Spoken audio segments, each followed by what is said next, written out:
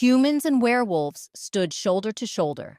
The werewolves were totally chill, super confident, while the humans nervously glanced at each other. Even Alice, usually bubbly and energetic, hadn't said a word since they got there, which freaked Violet out. What was this exercise all about? When everyone was finally gathered, Coach Jones looked pleased and announced, "Alphas, take over." Wait, what? Violet's head practically spun around. What the heck was going on? Before she could process anything, Asher and Roman stepped forward, both with evil grins. Whatever they were planning, it wasn't good. Would the coach really just let these guys take over his class? Seriously? Apparently, yes.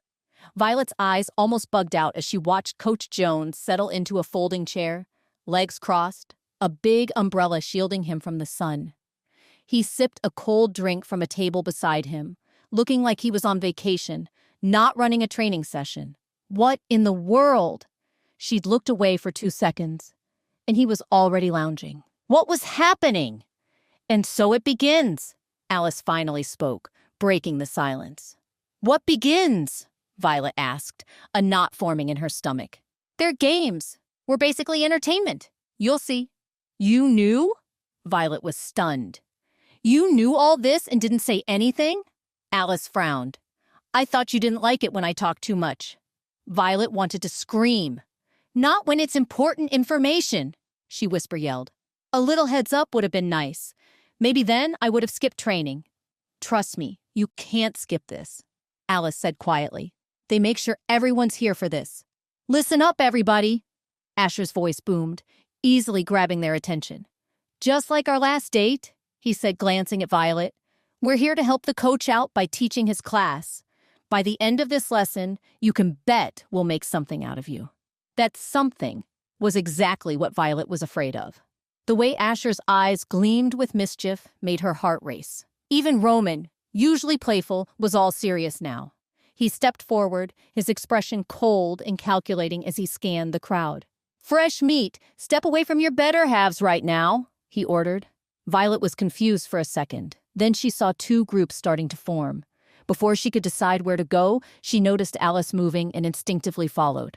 Her friend had been at the school longer, so she clearly knew the drill. Seeing Violet's confused look, Alice quietly explained, "Fresh meat means the scholarship kids and anyone new this semester. Basically, all the newbies. The better halves are mostly the elite students who've been at Lunaris Academy since freshman or sophomore year." Violet glanced around. Alice wasn't kidding. The fresh meat group was mostly new students, both human and werewolf. At least everyone was being treated equally. Sort of. There weren't any top-ranked students in their group, though. Violet figured the elite students were probably exempt from whatever Asher and Roman had planned. Slowly, Violet started backing away, her heart pounding. She hoped to escape without being noticed. Taking small steps, she cautiously edged toward the elite group. Just a little further, and I'm home free. Suddenly, she bumped into a solid wall of muscle.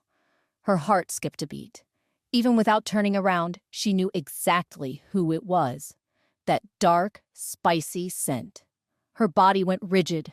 Violet hadn't planned on playing this card, but she was out of options. Forcing a sweet smile, she turned to face Asher, trying to hide her nerves. "I'm ranked pretty high. I don't have to do this, right?" "Yes, you are," Asher said, nodding thoughtfully, making her heart leap with hope. "Yes, I'm safe." But then Asher grinned. "But unfortunately, you're still fresh meat." He flashed his canines, and before Violet could react, he shoved her back in line. Laughter erupted from the elite group, loud and mocking. Violet felt herself blushing. Just when she thought he might actually be decent. "Now, listen up," Asher barked, his voice booming across the field. Silence fell instantly. He continued, his eyes scanning the crowd. "Today's session is about pushing your limits. We don't care if you're human or a werewolf. Everyone's equal in this training. You're not at Lunaris just to study and have a cushy life. We're the best of the best, and you have to prove you deserve to be here. So for warm-up, 10 laps around the track." "What?" The fresh meat group erupted in disbelief, especially the humans. The murmurs of shock quickly turned to protests. This was an Olympic-sized track. 10 laps for a warm-up? That was insane. They were going to die. The protests grew louder, but Asher shut them down fast.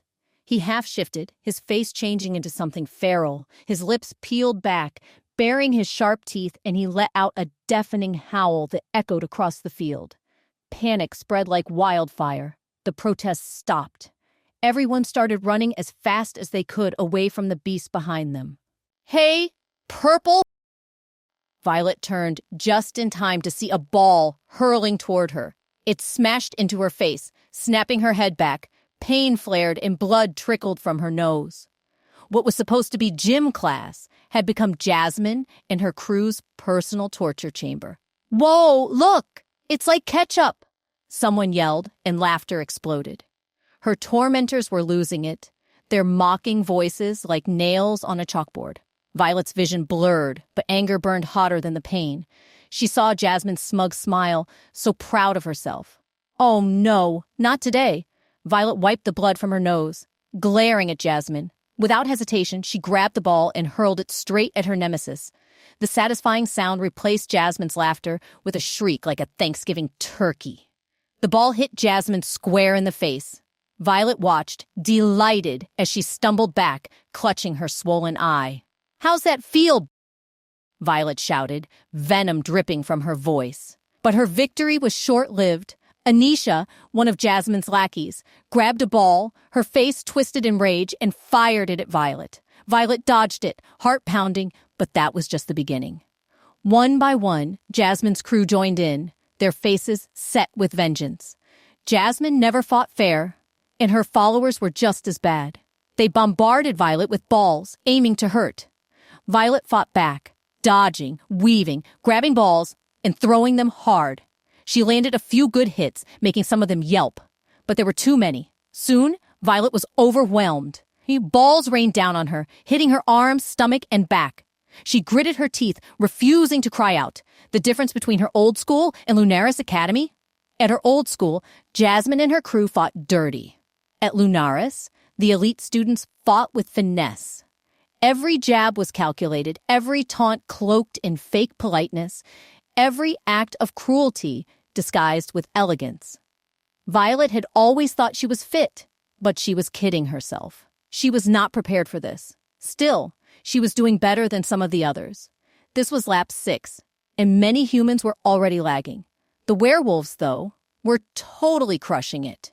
They ran like they were born to do this, barely breaking a sweat. Okay, they were sweating, but it looked more like a victory glow than actual fatigue. As expected, some humans had totally given up and collapsed on the track. Violet had thought about it too.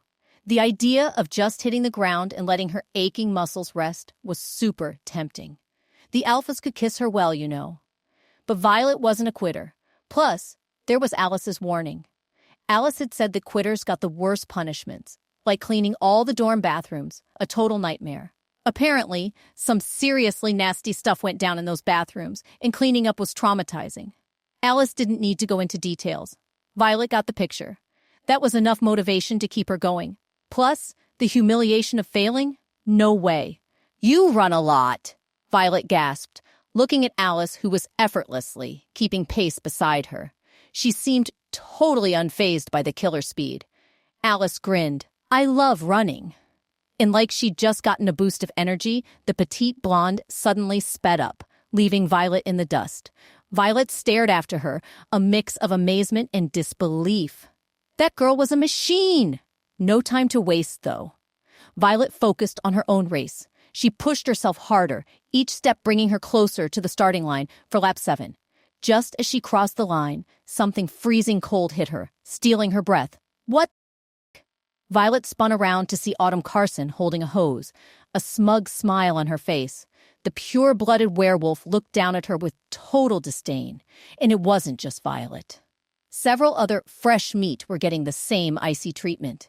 The evil elite students had stepped up their game, dousing the humans with cold water as they finished each lap.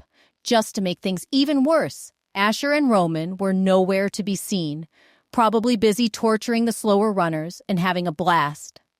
Violet wouldn't be surprised if this whole water thing was their idea too.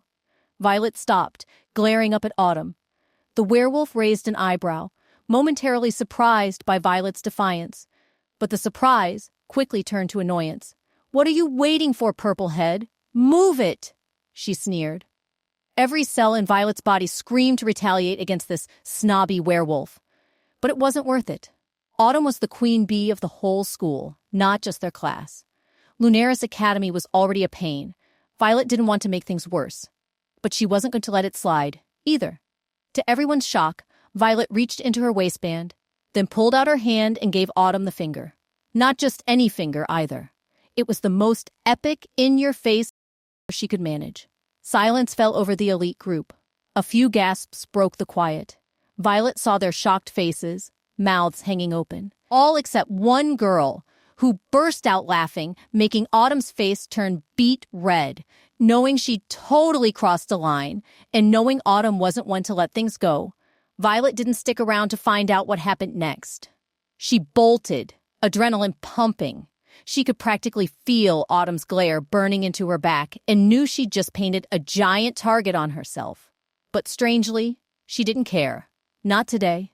Autumn Carson could hate her all she wanted. The feeling was mutual. 3 more laps, just 3 more laps, and this nightmare would be over. Though Violet had absolutely no clue how she'd make it, especially now that Autumn was out for blood.